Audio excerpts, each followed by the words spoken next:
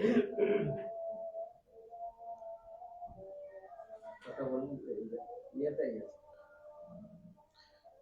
الحمد لله نحمده ونستعينه ونستغفره ونعوذ بالله من شرور أنفسنا ومن سيئات أعمالنا من يهده الله فلا مضل له ومن يضلله فلا هادي له وأشهد أن لا إله إلا الله وحده لا شريك له وأشهد أن محمدا عبده ورسوله يا أيها الذين آمنوا اتقوا الله حق تقاته ولا تموتن إلا وأنتم مسلمون يا أيها الناس اتقوا ربكم الذي خلقكم من نفس واحدة وخلق منها زوجها وبث منهما رجالا كثيرا ونساء واتقوا الله الذي تساءلون به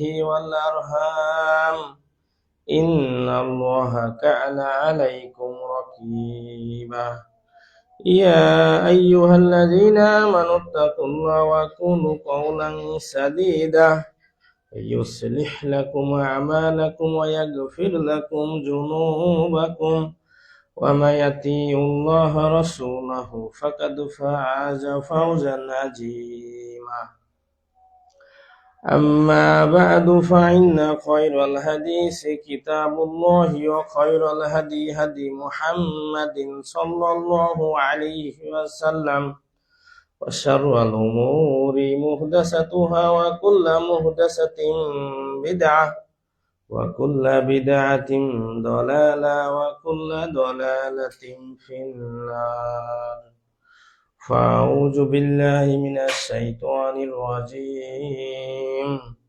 بسم الله الرحمن الرحيم قل أعوذ برب الفلق من شر ما خلق ومن شر غاسق إذا وقب ومن شر النفاثات في العقد ومن شر حاسد إذا حسد قال النبي صلى الله عليه وسلم العين حق সর্বাগ্রে প্রশংসা জানাই সেই রব্বুল আলামিনের দরবারে যিনি আমাদেরকে জুমা জামাতে একত্রিত হওয়ার তৌফিক দান করছেন। তাই সকলে বলি আলহামদুলিল্লাহ। দরুদ ও সালাম বর্ষিত হোক মানবতার দিশারি নবী মুহাম্মদুর রাসূলুল্লাহ সাল্লাল্লাহু আলাইহি ওয়াসাল্লামের উপর। সকলে বলি সাল্লাল্লাহু আলাইহি ওয়াসাল্লাম। আজ আমাদের জুমা জামাতের সংক্ষিপ্ত বিষয়বস্তু জিন এবং বদনজর। বদনজরের কারণে মূলত মানুষের কি অসুবিধা হতে পারে, যেটা আসলে আমাদের অনেকেরই অজানা। শিক্ষিত সমাজ আরো অজানা, মূর্খ সমাজ গ্রাম্য পরিবেশে এটা তো একদম জাহেলিয়াতে ভরপুর।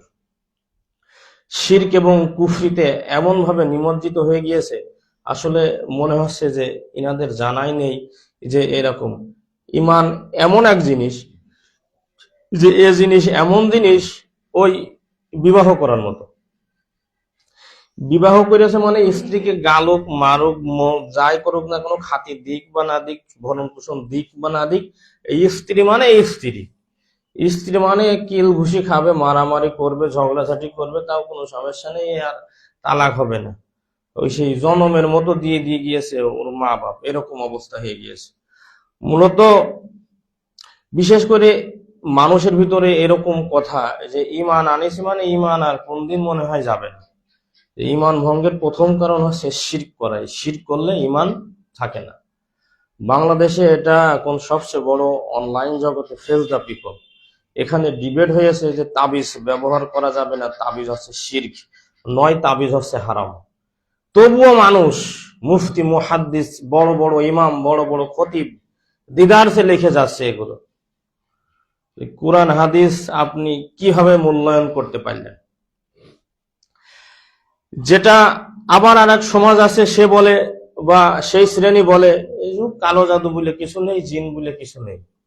এগুলো হচ্ছে আধ্যাত্মিক জগতের ব্যাপার, এগুলো আসলে অত চিন্তা চেতনা করা যাবে না, তাহলে সমস্যা আছে। কালো জাদু স্বয়ং মুহাম্মদুর রাসূলুল্লাহ সাল্লাল্লাহু আলাইহি সাল্লামের উপরে করা হয়েছিল, এটা আপনি অস্বীকার করবেন কিভাবে? যার কারণে কুরআনুল কারীমের সর্বমোট 114টি সূরার ভিতরে লাস্ট 2টি সূরা ফালাক এবং নাস, যার কারণে অবতরণ করেন রব্বুল আলামিন। তো এখানে আপনি অস্বীকার করার মতো কিছু নেই। এবং কুরআনুল কারীমের মুখ্য একটি আয়াত আল্লাহ সুবহানাহু ওয়া তাআলা সূরা জারিয়াতের 56 নম্বর আয়াতে বলেছেন, ওয়া মা খালাকতুল জিন্না ওয়াল ইনসা ইল্লা লিয়াবুদুন। আমি মানুষ এবং জিনকে সৃষ্টি করেছি আমার দাসত্বের জন্য, আমার ইবাদতের জন্য। তো মানুষ এবং জিনকে সৃষ্টি করলো দাসত্বের জন্য, আর আপনি অস্বীকার করেন যে জিন বলে কিছু নেই। আপনি বসে আছেন তো খুব ভালো আছেন, ওয়াজের তাণ্ডবে মণ্ডপে আপনি খুব ভালো আছেন, জুমা জামাতের মধ্যে আপনি খুব ভালো আছেন, রমজান মাসে খুব ভালো আছেন, মসজিদে খুব ভালো থাকেন, হুজুর দেখলে আপনার বেশ ভালো হয়, কিন্তু ওখান থেকে বেরিয়ে যেয়ে আপনার ভণ্ডামি বাড়ে কেন? আপনি এটা বোঝেন না যে শয়তান আপনাকে ধরতেছে? মানুষ থাকবে হালালপন্থী, মুমিন থাকবে হালালপন্থী, মুসলিম থাকবে স্বচ্ছ সুন্দর, হালালে থাকবে সবসময়। আপনার হারামে যাওয়া লাগতেছে কেন? আপনি বোঝেন না শয়তানি ধোঁকা কি? শয়তানি ধোঁকাই তো আপনি একটু কষ্ট করে চললেই আপনার মাসের ভিতরে হয়তো বা কষ্টে থাকেন লাস্ট 5 দিন বা লাস্টের সপ্তাহটা, তো ওই সপ্তাহ আপনি একটু চেষ্টা করলে, একটু ফিকির করে চললে আপনি ভালোভাবে চলতে পারেন। কিন্তু আপনি দেখেন যত কষ্ট করে কি লাভ? এক সপ্তাহের জন্যই কারোর কাছ থেকে 2000 টাকা নেই বা 5000 টাকা নেই, মাস শেষে বেতন পেয়ে দিলে ওরা 1000 টাকা বেশি করে দিয়ে দিবেন। আপনি এটুকু বললেন না শয়তানি ধোঁকা কিভাবে আপনাকে দিচ্ছে? কষ্ট করব কেন? এই গতি আপনার মধ্যে ফিল করতেছে, এই গতি আপনার মধ্যে এসেছে, এটা কেন করবেন? জিন এবং জাদুর কুফল আছে দুনিয়াতে, কোরআন এবং হাদিসে তা বিদ্যমান, এটা আপনাকে স্বীকার করতে হবে। এবং সলফে সালেহীন থেকে আমি কিছু কথা বলবো যে আসলে বদনজর সলফে সালেহীন কেমনটা ভয় করতেন। তীরের চেয়েও বেশি ভয় করতেন বদনজরকে। বদনজর এমন একটা জিনিস, আল্লাহ রাসূল বলেছেন আল আইনুল, আন আবি হুরায়রা রাদিয়াল্লাহু আনহু قال قال النبي صلى الله عليه وسلم আল আইনুল হাকুন। বদনজর হচ্ছে সত্য। বদনজর হচ্ছে এমন সত্য যে তীর যাওয়ার আগেই, স্থানে তীর যাওয়ার আগেই বদনজর যদি নজর চলে যায় তাহলে ওই জিনিস ধ্বংস। ধ্বংস বুঝেন না? এর ব্যাখ্যা যদি আমরা একটা পেশ করি আপনাদের সামনে তাহলে বুঝবেন।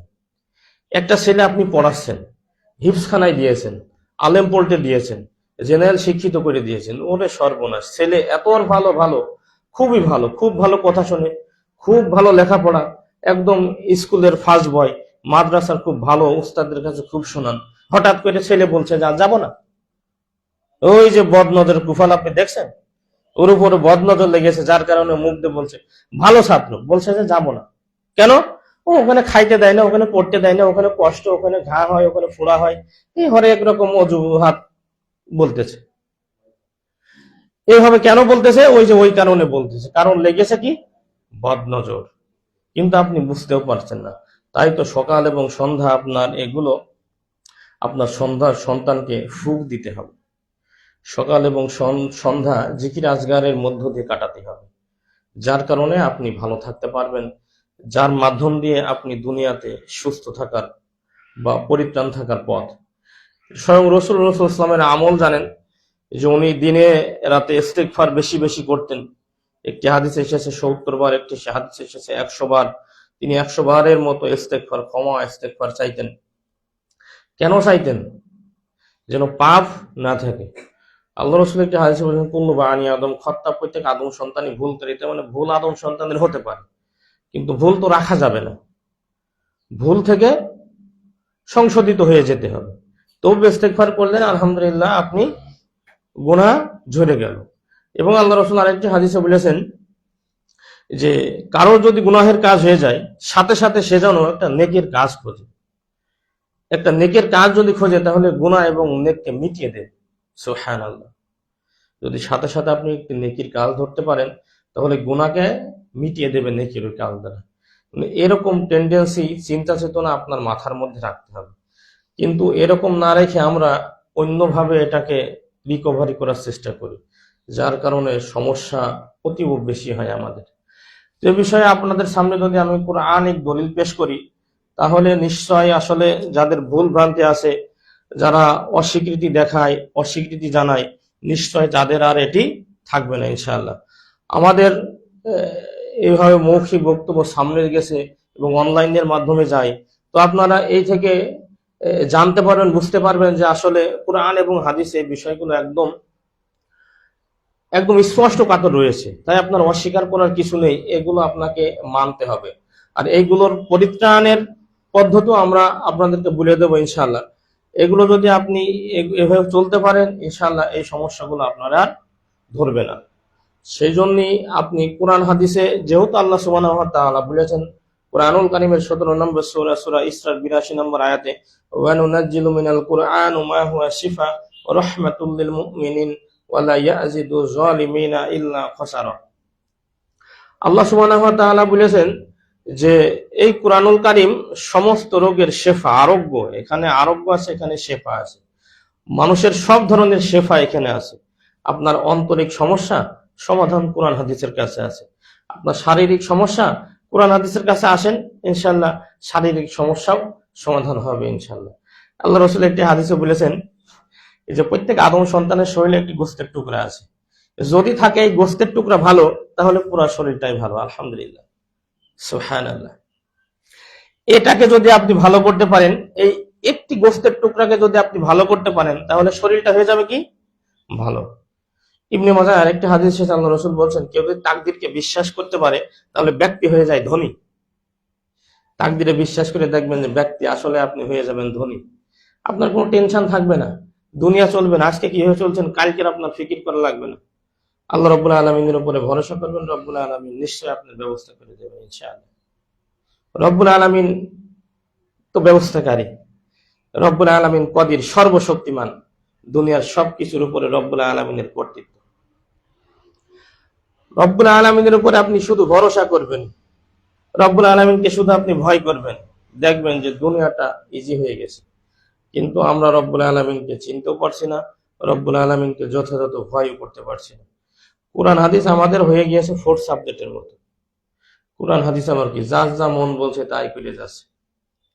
মানুষ এ কথা বলে যে সামাজিকভাবে যেটা এখন সবচেয়ে বেশি শোরগোল বিষয়, সেটা হচ্ছে ভোট ভাট রাজনীতি।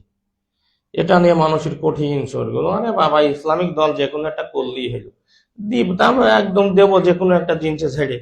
ইসলামিক দল যদি ওই রকম হয় তাহলে তো হয়েই যেত, তাহলে তো মানুষ কুফরি শিরকি হালতে কেউই থাকতো না। যদি ইসলামিক দল ওইভাবে গণহারে হইতো যে ঠিক আছে ইসলামিক দল যে কোনো একটাই মেরে দিলি তো আমি ইসলামের আদলে থেকে গেলাম, আরে মেরেছে মামা বাড়ির ডাল মনে হয়। কোরআন হাদিস আপনি একটু পড়াশোনা করার চেষ্টা করেন, কোরআন হাদিস আপনার সমাধান, সমস্যার সমাধান দিতে চেয়েছে রব্বুল আলামিন, তো আপনি ওইভাবে সমস্যার সমাধান কি হবে? গণহারে একদম আম জনতার সম্মুখে যারে সর্বনা মুক্তির একমাত্র জায়গা এই যে রাজনীতি, এই যে গণতন্ত্র, এই যে ভোট ভাট এসেছে, তোমরা ধরতেই হবে, করতেই হবে। ওরকম আপনি কিভাবে বুঝতেছেন? ওরকম ভাবে আপনি আসলে কোনো কিছুরই তো পরিবর্তন করতে পারছেন না। একটা বড় কিছু একটা ওয়াজ মাহফিল দিলে এখনো বড় বড় লিডারকে নাম দেওয়া লাগছে, ওইরকম হচ্ছে কিভাবে? এখনো যদি আপনার ওই রকম কারো ধৈর্য কোনো কিছু করতে হয় তাহলে ও আপনি খাড়া হয়ে কি করতে পারবেন? আপনি এইটুকু চিন্তা করতে পারছেন না। মূলত আসলে এইগুলো হয় না, এই সমস্ত সামাজিক শক্তি যদি আপনি আল্লাহর শক্তিকে ধরেন আপনি সব কিছু রোধ করতে পারবেন, সব কিছু ছিঁড়ে ফেলে নিয়ে চলে যেতে পারবেন যদি থাকে আপনার আল্লাহর উপরে ভরসা। আর এগুলো আকীদা আপনার মজবুত করুন, আল্লাহ সুবহানাহু ওয়া তাআলার উপরে ভরসা করুন, আল্লাহ সুবহানাহু ওয়া তাআলাকে চিনুন, ন্যায় পরায়ণতা আমার আপনার মধ্যে আনুন, নেতা নেতাদের মধ্যে ন্যায় পরায়ণতা নিয়ে আসেন। কোনো কিছু ওইরকম এর পাশ হেঁটে এর গোলামি করে আসলে এগুলো করে কোনো কিছু হয় না। আল্লাহ সুবহানাহু ওয়া তাআলার গোলামি করুন, আল্লাহ সুবহানাহু ওয়া তাআলার দাসত্ব করুন, সম্মানিত হয়ে যাবেন দুনিয়া এবং আখিরাতে। রব্বুল আলামিন তুমি আমাদেরকে কবুল করো দ্বীনের বুঝ সঠিকভাবে। আমিন। যে বিষয়টি আমাদের সামনে খুব শোরগোল অবস্থায় রয়েছে, বদনজর, এই বিষয়টি আপনাদের সামনে আমি একটু ক্লিয়ার করার চেষ্টা করব যে মানুষের বদনজর আসলে এটা আবার কি জিনিস, বদনজর আবার হয় নাকি? কিন্তু বদনজর সাহাবীরা সৎ লোক, সৎ মানুষকেও বদনজর করতে পারে, আর বদনজরের কারণে ও অনেক ধরনের সমস্যা হতে পারে। এমনকি বদনজরের কারণে মাইগ্রেনে পর্যন্ত সমস্যা হয়, মানুষের ব্রেনে সমস্যা হয়। বদনজর জাদুর কারণে মানুষের মনে থাকে না অনেক কিছু, আল্লাহ রসুলের এরকম মনে হতো যে আমি কি এই স্ত্রীর কাছে গেছি নাকি যাইনি, হেজিটেশনে পড়ে যেতেন। মূলত এগুলো হচ্ছে বদনজরের কারণে। আর আপনি দিদারসে ঘুরে বেড়ান, আপনি বলেন যে কোনো সমস্যা বুঝিনি, সমস্যা তো আছে, আসলে আপনি গেলে চলতে পারছেন না, গায়ের জোর আছে চলতে পারছেন, যে একটু দুর্বল হয়ে গেলেই বড় ধরনের সমস্যা হলেই আপনি জানছেন যে ওজা তান্ত্রিক বৈদ্য তো আছে, এদের কাছে যাই, এই সমাধান এইভাবে নেই। কিন্তু এইভাবে নাই, কোরআন এবং হাদিসে এর সমাধান আছে, আপনারা নেওয়ার চেষ্টা করবেন ইনশাআল্লাহ। বদনজর কুরআনুল কারীমের সূরা কলামের 68 নম্বর সূরার 51 নম্বরে একটি আয়াত এসেছে। দেখেন, আল্লাহ সুবহানাহু ওয়া তাআলা বলতেছেন, ওয়া ইন ইয়াকাদুলান নাজিনা কাফারু লা ইযলিকুনাকা বিআবসারিহিম, কাফিররা তাদের দৃষ্টির দ্বারা যেন তোমাকে ফাঁসুত করে দিতে চায়। কাফিররা মূলত মুহাম্মদ সাল্লাল্লাহু আলাইহি ওয়াসাল্লামকে পাঁচত মানে পাবন্দী করে দিতে চায়। এটা কিভাবে? অধিকাংশ মুফাসসিরগণ বলেছেন যে এখানে বদনজরের প্রমাণ এটা মানে ফিল করা যায় এই আয়াতের দ্বারা, যে বদনজর দিয়ে সরাসরি সামনে থেকে কোনো হিট করতে পারছে না, যার কারণে বদনজর দিয়ে মানে নজর এমন ভূপঞ্চিত নজর দিয়েছে যে নজর দিয়েই তাকে যেন মেরে ফেলে দেবে, নজর দিয়েই যেন তার ক্ষতির মধ্যে ফেলে দেবে, এরকম একটা উপক্রম করতেছে। এবং এই বিষয়ে যে কোরআন মাজিদের ফালাক এবং নাস একদম স্পষ্ট কাতর এসেছেন। আল্লাহ সুবহানাহু ওয়া তাআলা বলেছেন, কুল আউযু বিরাব্বিল ফালাক, বলুন আমি আশ্রয় চাই প্রভাতের পালনকর্তার কাছে, মিন শাররি মা খলাক, তিনি সৃষ্টি করেছেন তার অনিষ্ট থেকে। তো সৃষ্টি করেছেন অনিষ্ট, এটা তো আছে, এটা সকাল এবং সন্ধ্যায় একটি হাদিসে ছিল আল্লাহ রাসূল বলেছেন, সকালে যদি কেউ 3 বার পড়ে সারাদিন সে মুক্ত থাকে সমস্ত সৃষ্টির অনিষ্ট থেকে, কেউ যদি সন্ধ্যায় পড়ে 3 বার সারা রাত সে অনিষ্টতা থেকে সে মুক্তি পেয়ে যায়। আলহামদুলিল্লাহ। কিন্তু কোরআন হাদিসে ঠিকই আছে, আসলে আমরা কি আমল করতে পারছি? তা পারছি না। আল্লাহ রাসূল বলেছেন, আউযু বিল্লাহি কালিমাতিত তাআম্মাতি মিন শাররি মা খলাক, শাব্দিক অর্থ এই রব্বুল আলামিন সৃষ্টির সমস্ত অনিষ্টতা থেকে রব্বুল আলামিন তুমি আমাকে হেফাজত করো। আপনার সন্তান যখন সকালে বের হয়ে গিয়েছে স্কুলে, আপনার সন্তান যখন বের হয়ে গিয়েছে কোনো কলেজে, আপনার সন্তান যখন বাড়ি থেকে বের হয়ে গিয়েছে কোনো মাদ্রাসায়, তখন তার পড়িয়ে দেন, বাবা ফজরের পর এই দোয়া পড়ো, আউযু বিল্লাহি কালিমাতিত তাআম্মাতি মিন শাররি মা খলাক, 3 বার পড়ে বের হয়ে যাও। আপনি এরকম নিরাপদ মনে করবেন যে ওর সঙ্গে যদি 2 জন পাহারাদার এরকম লাঠি নিয়ে এরকম পিস্তল নিয়ে যায়, তো ওর চেয়েও সেভ রয়েছে আপনার ছেলে, কোন সৃষ্টির অনিষ্ট ওকে ধরতে পারবে না, গ্যারান্টি দিয়েছে মুহাম্মদুর রাসূলুল্লাহ সাল্লাল্লাহু আলাইহি ওয়াসাল্লাম। আপনি ধর্মকে এইভাবে বোঝার চেষ্টা করবেন, দেখবেন যে ঠিকই আপনি চিনতে বুঝতে পেরেছেন, পরিত্রাণও পেয়েছেন। কারণ রব্বুল আলামিন পরিত্রাণের কথা বলেছেন কোরআন হাদিসে। এর বাইরে যদি আপনি যান তাহলে অনেক রকম সমস্যা, যেটা লাগবে একটা ঝাড়ফুঁক, সেখানে আপনি খরচ করছেন হয়তো বা 5,000 টাকা, তবুও এটা হচ্ছে না, কারণ আপনি ওটা তো বুঝতে পারেননি, বুঝতে পারছেন না। তাই তো বাইরের দেশে রুকিয়া সেন্টার আছে, কিন্তু আমাদের দেশে নাই ওইভাবে। এখন অনেক জায়গায় হচ্ছে, বাংলাদেশে অনেক জায়গায় হয়েছে। মূলত এইগুলো মেডিকেলের পাশাপাশি এগুলো থাকা আসলে আবশ্যক একটি ব্যাপার, কারণ এগুলো নেই, যার কারণেই তো শিরকি কুফরি পন্থার কবিরাজ তান্ত্রিক যান্ত্রিক এগুলো বেড়ে গেছে, আর এর প্রভাবটাও বেশি। মানুষ এখনো 5 ওয়াক্ত নামাজ আদায় করে, মসজিদের ইমামরা পর্যন্ত তাবিজ দেয়, খতিবরা পর্যন্ত তাবিজ দেয়। আমাদের এক ভাই বলে যে তারা একদম মানে সেই ডাক্তারি চেম্বার মতো খুলে নিয়ে এরকম কাজ করে। তো এগুলো আসলে কোনো মুসলিমের পক্ষে, কোনো ইমানদারের পক্ষে কি এগুলো সম্ভব? আদৌ সম্ভব নয়। কিন্তু এগুলো অন্য মানুষও বুঝতেছে না। এরকম সব সমাজের ভিতরে কিছু কিছু জিনিস এমন ভাবে এগুলো ভাইরাল হয়ে গেছে, এই যে এটা মানুষের অন্তঃকরণে গেঁথে গেছে, একদম অন্তঃকরণে সেভ হয়ে গেছে। কিরকম? তো সন্তান একটা হয়ে গেছে, ওই আমার দাদা নিউমোনিয়ারে গাল দেয় গো, নিয়ে আইসো, দেও ঝরিয়ে, দেশে গলায় একদম ঝরিয়ে। ওরে বা, ওই আমার দাদার দাদা ওই সেই হাড় ওঠা গাল দেয় গো, নিয়ে আসো একটা গাল বল্লভ, দেও সুই সুতোতে কানা করে দেও পরিয়ে, জন্ম 3 বছর থাকো গো, হাড় উঠবে না, নিউমোনিয়ার হবে না। কিন্তু ডাক্তার বাড়ি দেখা যায় যে এদের যারা এরকম করেছে এদের বাচ্চারাই বেশি রোগী, নিউমোনিয়ারা। মাসে 2 বার লাগতেছে, খালি ডাক্তার বাড়ি দৌড়ো, খালি ডাক্তার বাড়ি দৌড়ো। কিন্তু আপনার সমস্যাটা কিসে হলো? সমস্যা মানে আপনার ওই যে ইমানিয়াতে গড়বড় হয়ে গিয়েছে। এটা কোন পর্যায়ে গেছে আপনি কি তা বুঝতে পারছেন? বুঝতে পারেননি। সেই জন্য আপনি এর মধ্যে থাকবেন, তাহলে এর মধ্যে যদি বের হয়ে আসতে চান তাহলে অবশ্যই অবশ্যই আপনার কোরআন হাদিস জানতে হবে, বুঝতে হবে এবং বোঝা লোকের আশেপাশে থাকতে হবে। যার কারণেই তো জানা বোঝা নাই, যার কারণেই মানুষ সুযোগ পাচ্ছে এবং এই কাজগুলো করে যাচ্ছে। সম্মানিত হাজিরিন, এই বিষয়গুলো আমাদের একটু উপলব্ধি করতে হবে। কোরআন সুন্নাহর যেহেতু রব্বুল আলামিন বলেছেন সমাধান আছে, তাই সমাধান আপনার এখান থেকে নিতে হবে, এখান থেকে খোঁজ করতে হবে। সমাধান আমরা নিশ্চিতই পেয়ে যাব ইনশাআল্লাহ। আল্লাহ সুবহানাহু ওয়া তাআলা পরে আয়াতে বলেছেন ওয়ামিন শাররি ওয়াসিকিন ইজা ওয়াকাব, অন্ধকার যখন নেমে আসে তার অনিষ্ট থেকে আমরা পানা চাচ্ছি রব্বুল আলামিন তোমার কাছে। ওয়ামিন শাররি নাফাসাতি ফিল উকাদ, গিটে ফু দেয় এমন নারীদের জাদুকারিনী অনিষ্ট থেকে। তার মানে গিটে ফু দেওয়া হয়েছিল আল্লাহ রাসূলের চুল নিয়ে, যা গিরা দিয়ে ফু দেওয়া হয়েছিল, তার মানে এই সেই জন্য এখানে গিটের কথা বলা হয়েছে। গিটে ফু দেয় এমন নারীদের জাদুকারিনী অনিষ্ট থেকে আমরা পানা চাচ্ছি।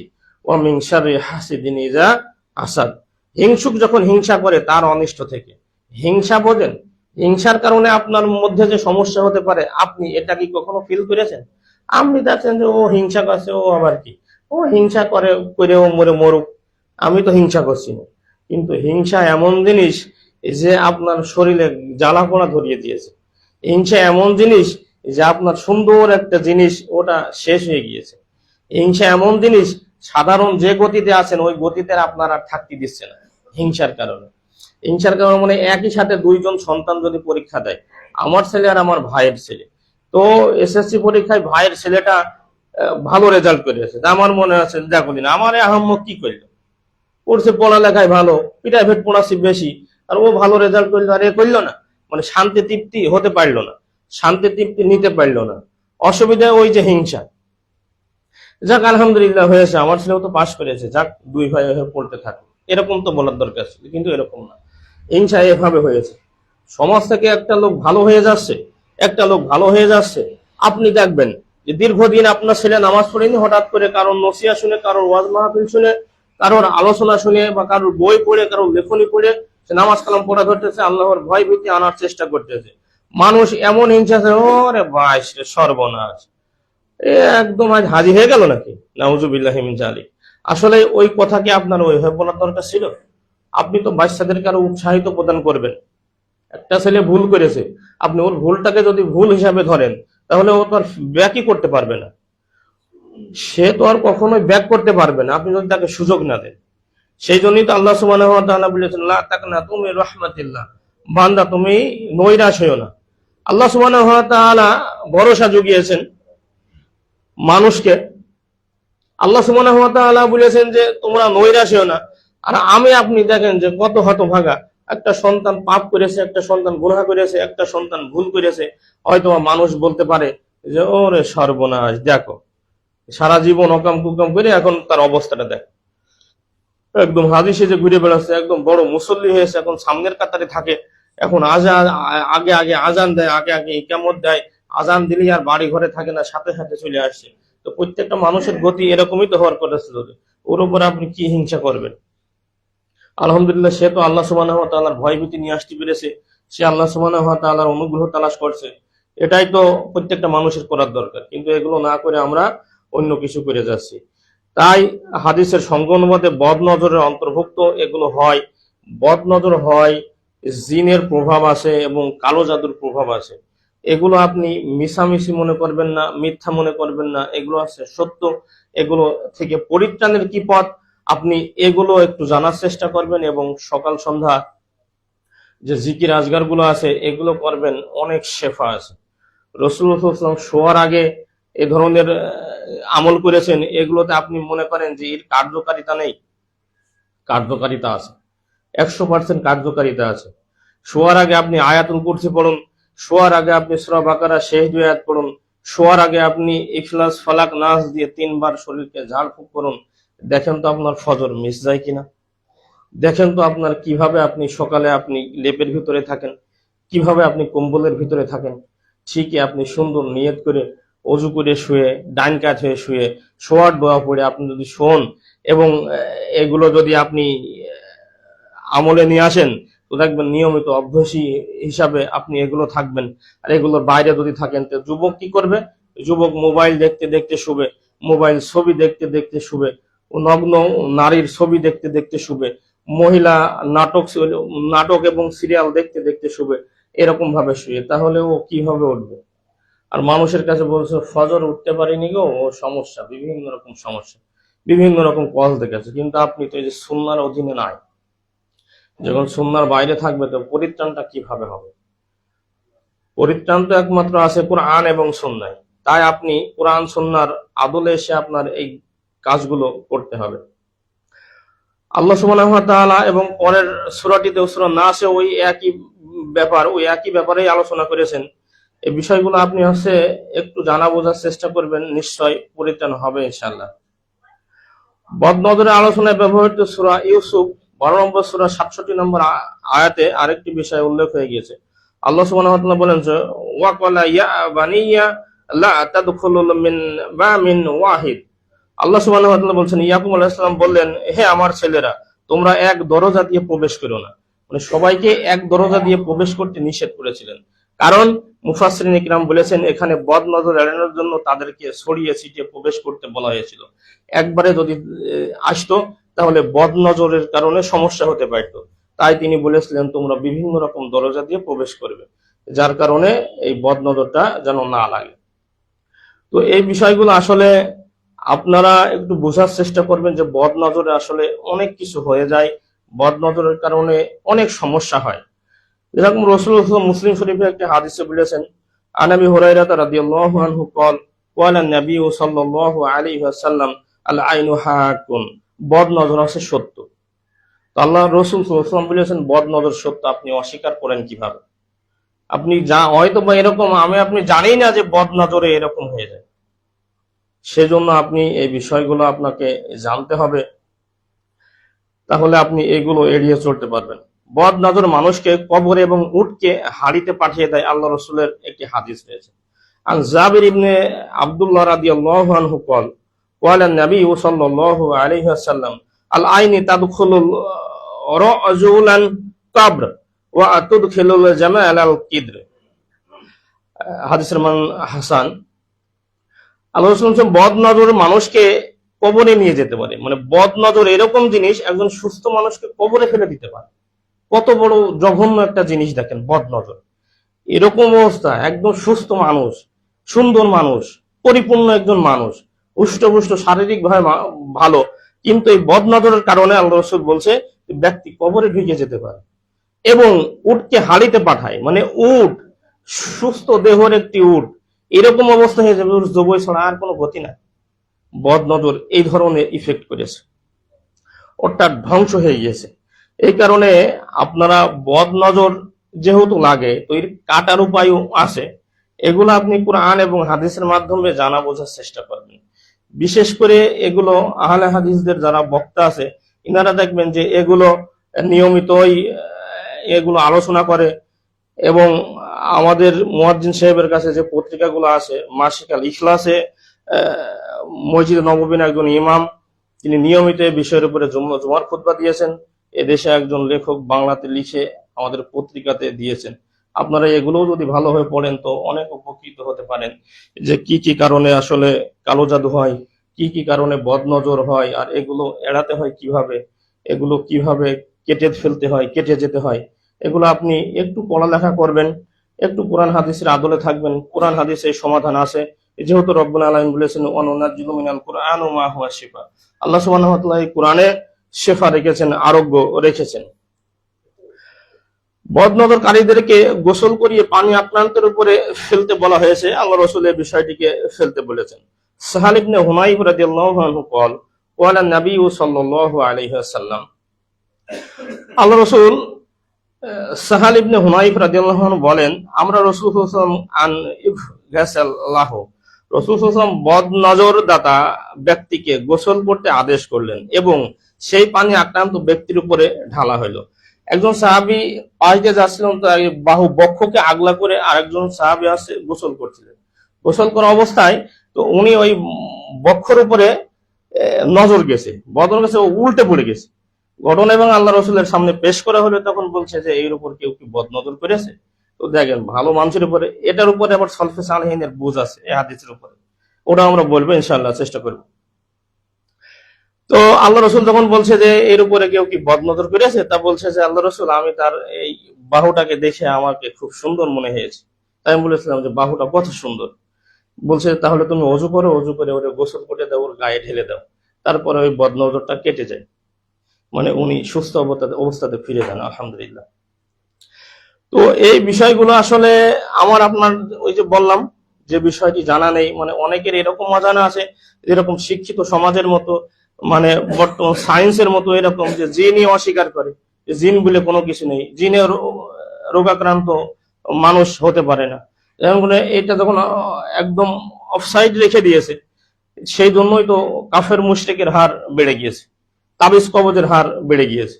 যদি এইগুলো ওনারা যদি হ্যান্ডেলিং করতেন, পাশাপাশি যদি আমাদের দেশে রুকিয়া সেন্টার থাকতেন, তো ওখানে যদি ট্রান্সফার করতেন যে আসলে এটা আমাদের চিকিৎসা নয়, এটা হচ্ছে আপনি রুকিয়া সেন্টারে যান, তাহলে ওটা খুব ভালো চিকিৎসা হইতো এবং মানুষ অত শিরকি কুফরির দিকে যেত না। কিন্তু মানুষ যেহেতু ওখানে কোনো পথ পাচ্ছে না, তখন কোথায় যাবে? তখন ওই মানুষ শিরকি কুফরির কাছে যাচ্ছে, একটা তাবিজ গলায়, মাজায়, হাতে, গলায় রশি এইভাবে টাঙিয়ে দিয়ে জীবন যাপন করতেছে। কিন্তু এটা যদি কোরআন এবং হাদিস দিয়ে দেওয়া হয় তাহলে হচ্ছে হারাম, এবং কোরআন এবং হাদিস যদি ব্যতীত দেওয়া হয় তাহলে এটা শিরক, আর যে শিরক ঈমান ভঙ্গের কারণ হিসাবে আখ্যা পেয়েছে। তো এই বিষয়গুলো আপনি আসলে জানা বোঝার চেষ্টা করবেন, ইনশাল্লাহ অবশ্যই জানা বোঝা হবে। ইবনে আব্বাস রাদিয়াল্লাহু আনহু বলেন, আল্লাহ রাসূল সাল্লাল্লাহু আলাইহি ওয়াসাল্লাম বলেছেন, আউযু বিকালিমাতিল্লাহি তাম্মা মিন কুল্লি শাইতানিন হাম্মা ওয়া মিন কুল্লি আইনিল লাম্মা। আমি আল্লাহর পরিপূর্ণ বাণীর মাধ্যমে আশ্রয় চাই প্রত্যেক শয়তান, বিষধর প্রাণী এবং ক্ষতিকর বদনজর থেকে। হাদিসটি বুখারীতে এসেছে। আর আপনারা জানেন মুত্তাফাকুন আলাই, বুখারী এবং মুসলিমের সব হাদিস সহিহ, বুখারী এবং মুসলিমের সব হাদিস সহিহ। তো এই যে দোয়াটি বললাম, এই দোয়াটি হচ্ছে বদনজরের কাটানোর মূলত দোয়া। আপনি আপনার সন্তানকে সোনা মধু বলতে পারেন না, আপনি বলতে পারেন না জানের জান, ওগো সোনা এসো, ওগো মধু এসো, ওগো ময়না পাখি এসো, কেন বলতে পারেন না? আপনি তার আগে এই দোয়াটি পড়ে নেবেন, যাতে ওর উপরে বদনজরটা না খাটে। ওর উপরে কেউ যদি ওরকম কোনো কিছু করে থাকে তাহলে ওটা খাটবে না। আর এগুলো সন্তানদের ক্ষেত্রে সবচেয়ে বেশি হয়। সন্তান দেখছেন যে সারা রাত ভ্রমণ করছে, সন্তান দেখছেন সারা রাত কান্না করতেছে, কেন? বদনজরের কারণে এই সমস্যাগুলো হতে পারে। আর এইগুলো আপনি কোরআন হাদিসের দ্বারাই এগুলো পরিত্রাণ নিতে চাই না, এবং আপনি নিজেও পরিত্রাণ হতে চাই না, যার কারণে এই সমস্যাগুলো আমাদের সামাজিকভাবে সবচেয়ে বেশি। তাই তো আপনি সোনা মধু বলার আগে এই দোয়া পড়ে আগে তার কোলে নেবেন, তারপরে সোনা মধু বলবেন। সন্তান সেফ থাকবে, সারা রাত কোনো ঝামেলা থাকবে না, সারা রাত নিশ্চিন্তে ঘুমাতে পারবেন ইনশাআল্লাহ। বদনজর শিশুকে রক্ষা করতে নবী সাল্লাল্লাহু আলাইহি ওয়াসাল্লাম দোয়া দিতেন। কিভাবে দোয়া দিতেন? রাসূলুল্লাহ আবু সাঈদ খুদরি রাদিয়াল্লাহু আনহু قال النبي صلى الله عليه وسلم, আবু সাঈদ খুদরি রাদিয়াল্লাহু আনহু বলেন, আল্লাহর রাসূল সাল্লাল্লাহু আলাইহি ওয়াসাল্লাম এই বিষয়ে বলেছেন যে আমি তোমাদের উভয়ের জন্য আল্লাহর পরিপূর্ণ বাণীর মাধ্যমে আশ্রয় চাই প্রত্যেক শয়তান, বিষধর প্রাণী ও বদনজর থেকে। এই হাদিসটা ওর নিকটবর্তী হাদিস, একটু ভাষাগত চেঞ্জ হয়েছে, যদিও সময় সংক্ষেপের কাপড়ে শেষ হবে না বলে আমরা সার সংক্ষেপে বলার চেষ্টা করলাম। হাদিসটি তিরমিজি, হাদিসের মান হাসান। তো এইভাবে আমরা কোরআন সুন্নাহর আদলে থেকে আমরা এইগুলো হচ্ছে পরিত্রাণ হওয়ার চেষ্টা করবে ইনশাল্লাহ। বদনজর বেশি লেগে থাকে, নবী সাল্লাল্লাহু আলাইহি ওয়াসাল্লাম এই বিষয়কেও তুলে ধরেছেন। নিশ্চয় বদনজর মানুষকে ধ্বংস করে ফেলে। বদনজর এরকম জিনিস, একদম উঠন্ত ব্যবসা, কারোর খুব সুন্দর ব্যবসা হয়, যদি বদনজর পড়ে যায়। বদনজর এবং হিংসা আপনারা তো জানেন, বদনজর এবং হিংসা এগুলো কিন্তু লাগবেই। আর এই বদনজর এবং হিংসা আপনি সকাল সন্ধ্যা এগুলো মাধ্যমে যদি না কাটান, তাহলে সুন্দর টপ লেভেলের ব্যবসা একদম 15 দিনই শেষ, একদম 15 দিনই শেষ। 15 দিনই বা 1 মাসের পরে আপনি দেখবেন যে ঋণ। এখানে আমি একজন ব্যবসায়ীকে জিজ্ঞেস করেছিলাম, তোমার তো খুব ব্যবসা ভালো ছিল, এরকম হয়ে গেল? তো তখন সে বলছে যে ভাই জানেন না, যার সবচেয়ে বেশি টপ লেভেলের ব্যবসা থাকে সেই তো তাড়াতাড়ি ধ্বংস হয়। সে আমার উত্তরে এই কথা বলেছে। আসলে ও তো জানে না যে হয়তোবা বদনজর লেগেছে, হয়তোবা হিংসার শিকার হয়েছে, যার কারণে এরকম হয়ে গিয়েছে। যেহেতু আল্লাহ সুবহানাহু ওয়া তাআলা এই বিষয়গুলো উল্লেখ করেছেন কোরআন এবং হাদিসে, আল্লাহ রাসূল বলেছেন যে নিশ্চয় বদনজর মানুষকে ধ্বংস করে ফেলে। আসলে আপনারা তো এর আগে বলেছি আমি যে আসলে কিভাবে মানুষ ধ্বংস হয়ে যায়, এগুলো একটু মূল্যায়ন করার চেষ্টা করবেন যে বদনজর কিভাবে আমরা এড়িয়ে যাব। এবার কোরআন এবং হাদিসকে দেখার পরে আমরা সলফে সালেহিনের বুঝ থেকে দেখি যে বদনজর সম্পর্কে ওনারা কি বলেছেন। ইমাম মালিক রাহিমাহুল্লাহ বদনজর সম্পর্কে বলেছেন, মা মিন আহাদিন ইল্লা ওয়া হুয়া মুরিদুন লিল আইন। মানুষের মধ্যে এমন কেউ নেই যে বদনজরের সম্মুখীন হয় না। মানুষের মধ্যে কোনো মানুষই নেই যে কেউ কারোর বদনজরের শিকার হয়নি। তাহলে এইগুলো যে কত মানুষের অজানা আছে যে আমার উপর আবার বদনজর কি জিনিস। সুন্দর মানুষ বদনজরের কারণে হাসপাতালে ভর্তি হয়ে রয়েছে। ও মনে হয় কি ব্যাপার, শরীর হলে একদম এলোমেলো লাগতেছে, খাওয়া দাওয়া নেই, ঘুম নেই, কি হইলোটা কি আমার, ও গরম লেগেছে গো। এই যে ওই আসলে জানা নেই কি করবে, ওই সাধারণ ব্যাখ্যা হিসেবে গরম লেগেছে, কি ব্যাপার মাথা টাটাছে, জ্বর, ও একটু নাপা টাপা খাও, এগুলো করো। আসলে যে কোরআন সুন্নাহ এই যে বদনজর গুলো এবং হিংসা হাসাদ গুলো যে এভাবে রয়েছে, আপনি এগুলোর আদল এগুলা আমার আপনার মাথাতেই আসছে না, যার কারণে সমস্যাগুলো অতীব কঠিন হয়ে দাঁড়িয়েছে। ইবনে কাইয়িম রাহিমাহুল্লাহ এই বিষয় বলেন, আল আইনু তাফআলু মা আলা তাফআলুহু সিহাম। বদনজর এমন কাজ করে যা তীর করতে পারে না। বদনজর এরকম জিনিস, উনি বলছেন, ইবনে কাইয়িম রাহিমাহুল্লাহ এ কথা বলেছেন যে যে কাজ তীর করতে পারে না সেই কাজ বদনজরে করে দেয়। আসলে এই কথাটি অনেক বাস্তবমুখর কথা বলেছেন ইমাম ইবনুল কাইয়িম রাহিমাহুল্লাহ। কারণ আপনি তীর যদি কোনো কিছুর দিকে নিক্ষেপ করেন, এখান থেকে সরেন, হয়তো বা ওর গায়ে নাও লাগতে পারে, কিন্তু বদনজর এমন জিনিস, যদি বদনজর দেয় তাহলে ওটা লাগবে। কারণ বদনজর তো তীরের মতো নিক্ষেপ করতেছে না, বদনজর দেখে বদনজর করতেছে, মানে ওটা লাগবেই, কিন্তু তীর নাও লাগতে পারে। সেই জন্য এই বিষয়গুলো আপনি মূল্যায়ন করার চেষ্টা করবেন, ইনশাআল্লাহ অবশ্যই অবশ্যই দুনিয়াতে ভালো থাকা যাবে। রব্বুল আলামিন তুমি আমাদেরকে হেফাজত করো, সবাই আমিন। ইমাম শাফি রাহিমাহুল্লাহ বলেন, লাউলা আল আইনু লামা দুফিনান নাস। যদি বদনজর না থাকতো মানুষ এত ঘন ঘন মরতো না, মানে এই অবস্থায় খারাপ হতো না, মানে এত খারাপ পরিবেশে মানুষের যেতে হতো না। শুধু এই খারাপ পরিবেশে এসেছে, ইমাম শাফি রাহিমাহুল্লাহ বলেছেন এটা হচ্ছে বদনজরের কারণে। এটা আপনারা মানে কতটুকু মূল্যায়ন করতে পারবেন সেটা আপনি এবং আল্লাহ তাআলা আলাম, আল্লাহ রাব্বুল আলামিন ভালো জানেন। তো বিষয়গুলো আমি চেষ্টা করেছি কোড করে সুন্দরভাবে আপনাদের সামনে উপস্থাপন করার জন্য। হাসান আল বসরি রাহিমাহুল্লাহ এই বিষয়ে বলেন, আল আইনু হাকুন ওয়া হিয়া মিন আকসারি মা ইবলিকুন নাস। হাসান আল বসরি রাহিমাহুল্লাহ বলেন, বদনজর সত্য এবং এটি মানুষের ক্ষতির অন্যতম প্রধান কারণ। মানে মানুষের ক্ষতি করার তো অসংখ্য কারণ আছে, তো এই কারণের মধ্যে হাসান আল বসরি রাহিমাহুল্লাহ বলতে চেয়েছেন বদনজর হচ্ছে প্রধান কারণ হিসাবে আখ্যা দিয়েছেন উনি, যে এটা হচ্ছে প্রধান কারণ মানুষ ক্ষতির মধ্যে চলে যাওয়া। আসলে আপনারা বুঝতে পারেন না যে এই ক্ষতিগুলো কিরম হয়। আপনি বড় বড় স্কলারদের বক্তব্য বা লেখনের মাধ্যমে এগুলো আপনি জানতে পারেন যে আসলে এগুলোর কতটা ইফেক্ট পড়েছে। মানুষ যে কথা বললাম, ওই যে আপনার ছেলে সুন্দর, এসএসসি পরীক্ষা দেবে হয়তো আর কয়দিন বাকি, সে বলছে আর পড়বো না, সে কোন রকম সে মরিয়া জাতি রাজি দেওয়ার পোল্ট্রি রাজি না। সুন্দর চেহারা, বদনজরের কারণে একদম অসুন্দর, বিভিন্ন রকম ফোড়াফুড়ি হয়েছে শরীরে, ও শরীরই আর চলে না, একদম অলস ভাব হয়েছে, তার ডেকেই তোলা যায় না। এই ধরনের সমস্ত কিছু বদনজরের কারণে হতে পারে। তাহলে এই বদনজরের মানে বদনজর গুলো কাটাতে হয় ওইভাবে, যেভাবে গোসল করতে হয়, গোসল করতে হয় বরই পাতা দিয়ে, সকাল সন্ধ্যা জিকির আজগার করতে হয়, অবশ্যই অবশ্যই কোরআন সুন্নাহর আদলে আপনাকে আসতেই হবে। ইবনে আব্বাস রাদিয়াল্লাহু আনহু বলেন, আল আইনু তুসিবু সালিহা ওয়া তালি। বদনজর সৎকেও লাগে অসৎকেও লাগে, দুজনই এর শিকার হতে পারে। বদনজর এরকম জিনিস, সৎ লোক যদি সৎ লোককে করে এটাও লাগবে, অসৎ লোক যদি অসৎ লোককে বলে এটা হচ্ছে লাগবে। তার মানে এখানে সৎ এবং অসৎের কথা নয়, যদি কেউ বদনজর করে তাহলে বদনজর লেগে যাবে, এটা হচ্ছে মুখ্য কথা। কাতাদা রাহিমাহুল্লাহ বলেন, আল আইনু সাহামুন মিন সিহামিস শাইতান। বদনজর শয়তানের নিক্ষিপ্ত তীর সমূহের একটি তীর। বদনজর শয়তানেও বদনজর করে, শয়তানে বদনজর করে না, এর দুইটা একটি উদাহরণ পেশ করলেই আপনারা ভালো বুঝবেন। অনেক মহিলার দেখবেন যে সন্তান হয় না, সন্তান হয় না কেন? এটা বদনজর কারণে, এবং শয়তান ওই মহিলাকে জরায়ুতে ব্লক দিয়ে রেখেছে, জরায়ুকে ব্লক করে রেখেছে, যার কারণে শয়তান মিলেনি। এটা কেটে যদি দেওয়া হয় তো অনেক সময় দেখা যায় যে মহিলাদেরকে এগুলো হয়েছে। কিন্তু সকাল সন্ধ্যা পুরুষই যেখানে জিকিরে গাছে, একটা পরিবারে যদি শক্ত হাতল পুরুষ না ধরতে পারে তাহলে মহিলার অবস্থা তো খুবই একদম নড়বড়ে অবস্থা। তো সকাল সন্ধ্যা দেখা যাচ্ছে যে মহিলা নামাজই পড়ে না, তাহলে এগুলো থেকে পরিত্রাণ কিভাবে নেবে?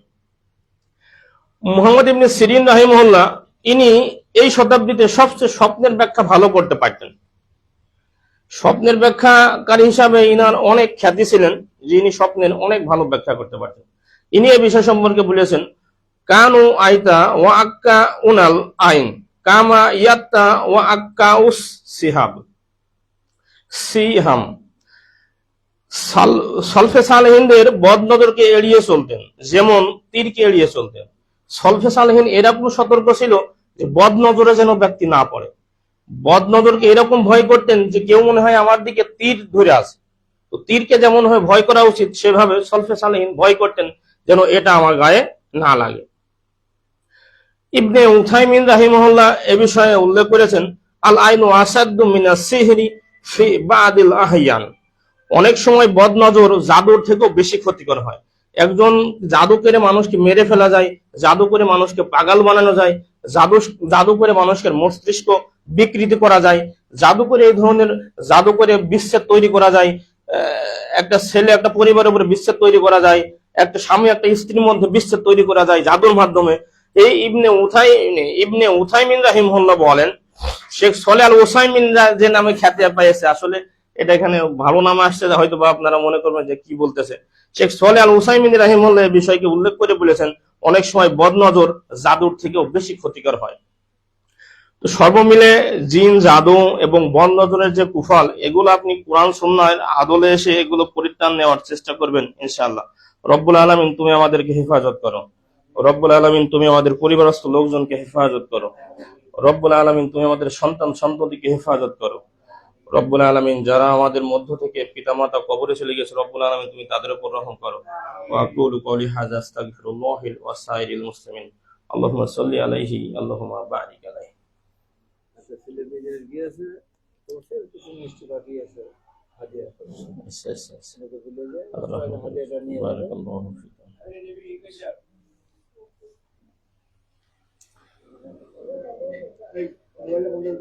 আলহামদুলিল্লাহি ওয়াহদা ওয়াসসালাতু ওয়াসসালামু আলা মান